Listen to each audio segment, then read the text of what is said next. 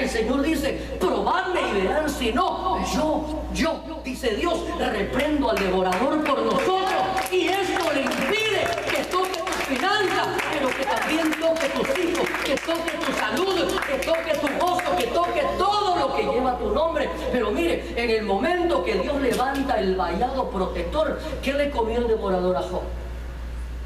¿Verdad que no solo finanzas? Mire, el devorador arrasa de una manera impresionante, hermano.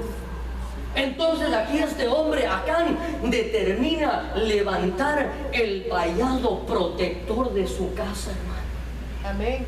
Cuando tú y yo abrimos la puerta en el mundo espiritual, hermano, mire, las puertas espirituales son reales, así como podemos abrir puertas de bendición, hermano, cuando tú te santificas. Así también en el mundo espiritual, como este hombre Acán, cuando determina ir en contra de la palabra de Dios, hermano, esa puerta que se abre en el mundo espiritual para que el devorador entraba, tuvo una repercusión en sus hijos, en sus hijas, en sus bienes, hermano. Le llevó los bueyes representan la fuerza, le llevó los asnos, las ovejas, la tienda, su cobertura, todo lo que le pertenecía. Y los llevaron al valle de Acor. Y mire, aquí cuando yo observé esto, hermano, el valle de Acor, Acor significa perturbación. Mire a dónde llevó a su familia, hermano. Producto de la desobediencia, se lleva a toda su casa a la perturbación. Y mire, y aquí esto me impactó porque en un principio el valle de Acor, hermano, no fue diseñado para eso. Tú y yo no fuimos diseñados como cabeza de hogar, hermano, o como tú tal vez, mujer, que estás cubriendo tu casa. No fuimos diseñados para llevar a nuestra casa a una perturbación, sino que fuimos diseñados, Dios nos preparó para llevar bendición. Miren lo que dice Isaías 65:10. Si alguien nos ayuda a leerlo, por favor.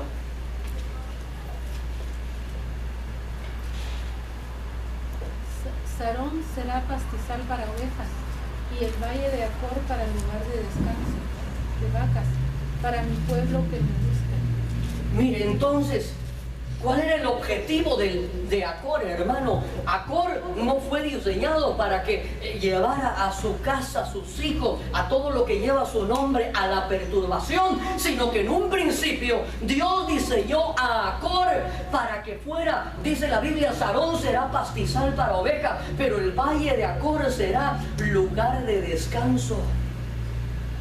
Entonces, ¿qué pasa, hermano? Cuando tú y yo nos consagramos para Dios, cuando tú y yo nos apartamos para Dios, esto llevará a toda tu casa a un lugar de descanso. Va a llevar a tus hijos, va a llevar a tu cónyuge, va a llevar a todo lo que tiene tu nombre a un lugar. Acor fue diseñado para ser un lugar de descanso. Mire, Oseas 2:15, mire lo que dice. Le daré sus viñas desde allí, y el valle de Acor será por puerta de, ¿qué dice ahí? Esperanza. Por puerta de esperanza, y allí cantará como en los días de su juventud, como en el día que subió de la tierra de Egipto.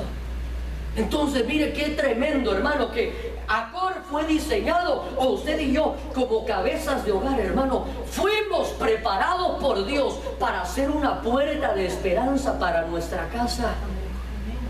Es que sabe que esto del evangelio, hermano, usted y yo, mire, yo como pastor, pero usted como representante del reino, sobre su persona pesa una gran responsabilidad, hermano. ¿Sabe por qué? Porque la gente que nos mira allá afuera, la gente que escucha que usted y yo somos creyentes, que nos profesamos, hermano, ser cristianos, hijos de Dios, hermano, usted y yo somos una puerta de esperanza para el que no lo conoce a Dios. Amén. Amén. Pero también, si nuestra manera de vivir, hermano, no es de una manera apartada para Dios, lo que sucede es que usted y yo cerramos esa puerta de esperanza, porque la gente dice, ah, caray, si así viven los cristianos, mejor me quedo mundano. Pero cuando ellos vean, hermano, que usted se vuelve una persona apartada, mire, esto no es muy bien visto dentro de la sociedad. Esto no será muy bien visto, tal vez dentro del sistema de este mundo donde vivimos, donde la gente, hermano, así como en los días de Noé, hermano, dice la Biblia que Dios vio que todo el pensamiento del hombre era de continuo hacia el mal. En los días que estamos viviendo, hermano, estamos viviendo tiempos donde el mal ha incrementado sin precedentes. Donde ahora, hermano, aún las propias leyes están avalando un estilo de vida desordenado, hermano. Donde aún las leyes están abriendo aún más la puerta para que el mundo se vaya pervirtiendo aún más. Pero en medio de esas tinieblas, hermano, la Biblia dice que donde abunda el pecado, allí la gracia debe de sobreabundar, hermano. La Biblia dice que en el mundo habrá tinieblas y oscuridad, pero sobre ti será vista la gloria de Dios. Es que en esos momentos de mayor oscuridad, hermano, es ahí donde usted y yo debemos de resplandecer. Amén. Gloria a Dios. Ahí usted, alguien dirá, ay, pastor, pero si usted viera donde yo trabajo ahí, todos son terribles, si usted viera las cosas que hablan, y por algo Dios te puso ahí, hermano. Amén. Por algo Dios necesitaba llevar a un hombre o a una mujer que verdaderamente estuviera viviendo lo que la palabra dice. ¿Para qué? Para que seas una luminaria en medio de esa gran oscuridad. Para que ellos puedan ver, mire, que allí en su trabajo, donde tal vez todos están hablando de que están dejando a sus esposos, se divorcian, están cometiendo adulterio, están viviendo de una manera desordenada, y cuando lo oigan hablar a usted, cuando usted hable acerca de su casa y digan, wow, qué tremendo, cómo, mire, porque en el mundo, cómo se expresan de sus cónyuges, hermano. Ayúdeme a predicar. Hasta doña Paquita dice, rata inmunda. Mire cómo le hablan al cónyuge, rata de 3 patas o de no sé cuántas patas, pero esa es la manera. Ahí le hablan, ay, ahí viene mi vieja, dicen, ¿no? No pierden nada. O sea, en el mundo, hermano, miren, hay una situación donde se expresan de sus cónyuges o viven de una manera tan desordenada, pero cuando usted comienza a honrar dentro de su casa y mire, de repente lo escuchan a usted que dice, ay, sus compañeros van a ir a una fiesta o van a ir a beber o lo que sea, y usted dice, no, no puedo porque el día viernes tenemos servicio y vamos a alabar, van a alabar a alabar a Dios. ¿Y qué es eso? No, pues cantamos y adoramos y escuchamos la palabra. Ah, bueno, el día sábado te invitamos ahí a vacilar. No puedo porque el sábado me dedico a sacar a mi familia a pasear.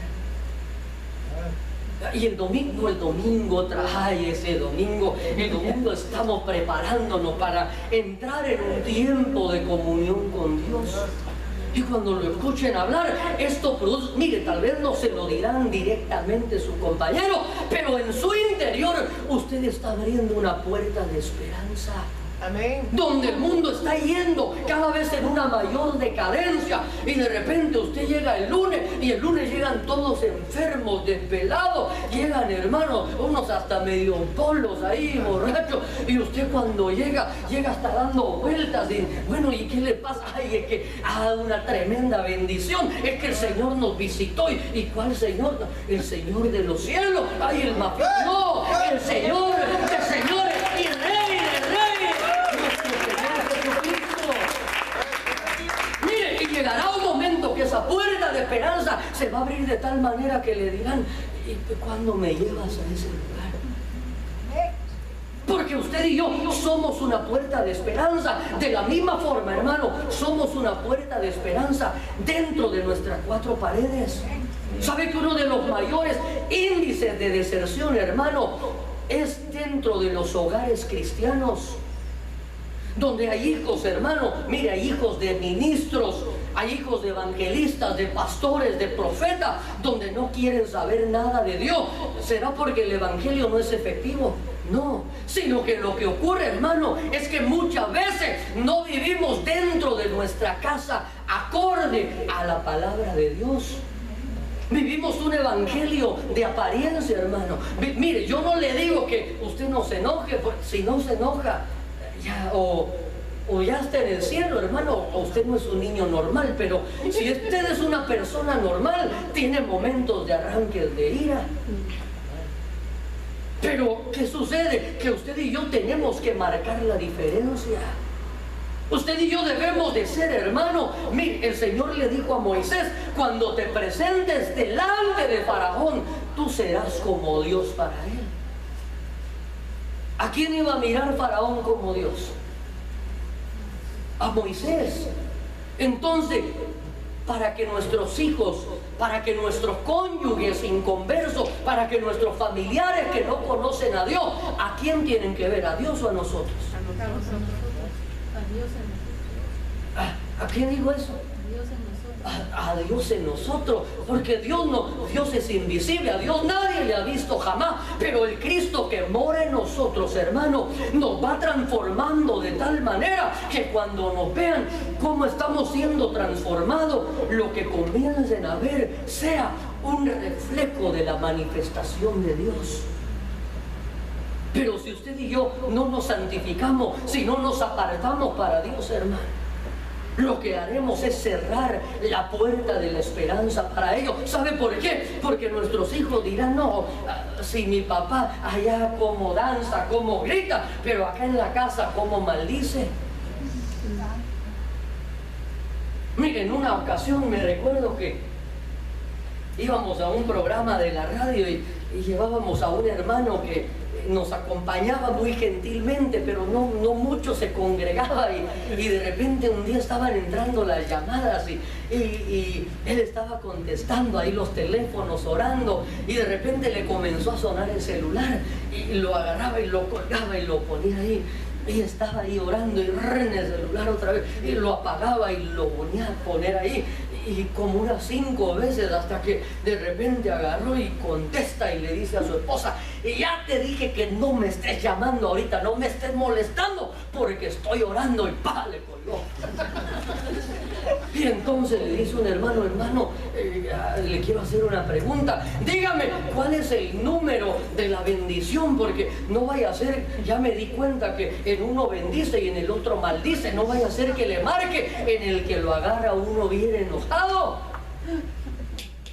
Entonces, hermano, usted y yo abrimos una puerta de esperanza para nuestra casa primeramente, hermano. Por eso le decía yo al principio, qué lindo que usted, hermano, si usted dice: voy a tomarme ahorita en estos, no solo que no vaya toda la congregación, pero usted tome un tiempo y diga: hermano, no voy a ir este fin de semana, voy a llevar a mi esposa, a mis hijos, vamos a ir a un paseo. Y qué lindo, hermano, porque no podemos tener iglesia sólida si tenemos matrimonios que se están haciendo pedazos.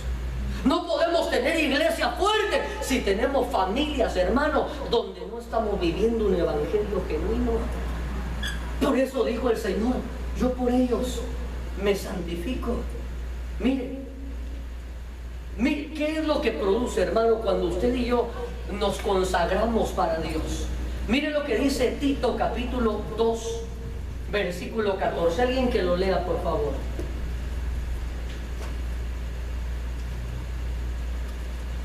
¿Quién se dio a sí mismo por nosotros para redimirnos de toda iniquidad y purificar para sí un pueblo para posesión suya, celoso de buenas obras?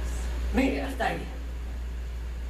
Entonces, qué lindo lo que la Biblia nos dice a través de nuestro Señor Jesucristo, que Él determinó consagrarse, santificarse para ellos, para nosotros. Y dice la Biblia: quien se dio a sí mismo por nosotros para redimirnos de toda iniquidad y purificar para sí un pueblo para posesión suya, celoso de buenas obras. Mire, yo escribí esto. Entonces, esto quiere decir que al santificarnos nosotros como padres de familia, rompemos con la iniquidad. Mire, el pecado el Señor lo erradica a través de la sangre preciosa que Él derramó en la cruz del Calvario. Pero la Biblia dice que Él visita la iniquidad o la maldad de los padres sobre los hijos hasta la tercera y cuarta generación. ¿Qué quiere decir esto, hermano? Que si usted y yo solamente somos salvos, pero no nos consagramos para Dios, nunca rompemos con ese círculo vicioso. Pero en el momento, hermano, que somos salvos y nos consagramos para Dios, es que mire, un consagrado para Dios, hermano, es una persona que comienza a acercarse cada vez más a Dios. Es una persona que comienza a limpiarse, que comienza a dejarse procesar. Y cuando usted y yo, hermano, nos santificamos para Dios, ahí la Biblia dice que cuando el Señor se dio a sí mismo, nos redime de toda iniquidad. Amén. Entonces, cuando usted y yo nos consagramos para Dios, yo no sé qué ancestros de maldición veníamos arrastrando en nuestras generaciones, hermano.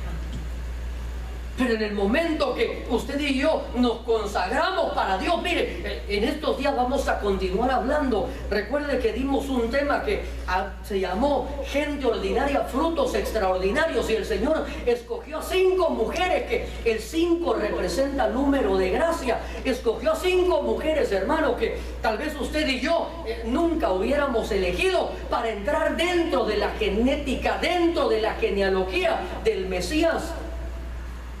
Mire, una de ellas, hablamos de Tamar en esa oportunidad, que Tamar era una cananea. Entonces esta mujer traía ancestros de contaminación, ancestros de idolatría, ancestros de pecado. Otra de ellas era Rahab. Rahab era una ramera. Pero ¿qué sucede? Que en el momento que ellas conocieron a Dios, en el momento que ellas tuvieron ese encuentro, determinaron consagrarse. Amén. Y en vez de continuar dejando un legado de maldición, comienzan a dejar una herencia de bendición. Aleluya. Entonces, cuando tú y yo nos consagramos, hermano, comenzamos a romper con la iniquidad. Y la iniquidad, recuerde que es el nivel más alto del pecado. Recuerde que el pecado va involucionando, comienza en pecado, se convierte en rebelión y alcanza el nivel de iniquidad. Y es eso con lo que usted y yo tenemos que contender.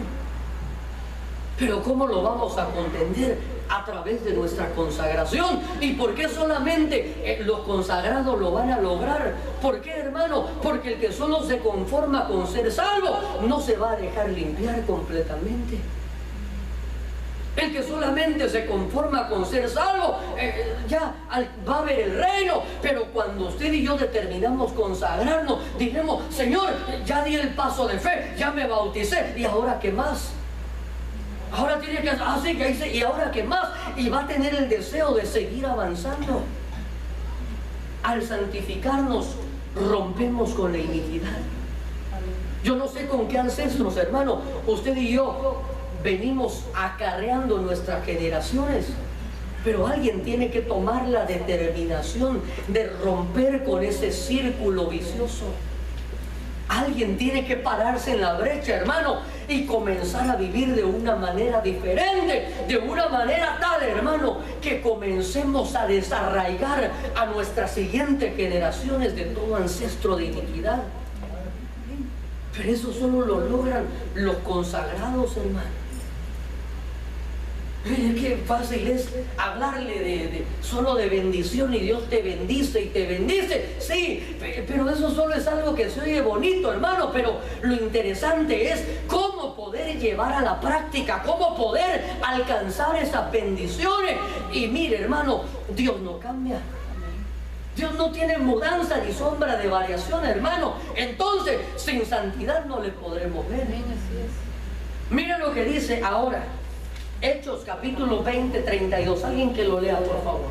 Ahora os encomiendo a Dios y a la palabra de su gracia, que es poderosa para edificaros y daros la herencia entre todos los santificados. Mire, ahora os encomiendo a Dios y a la palabra de su gracia, que es poderosa para edificaros y daros la herencia entre quienes.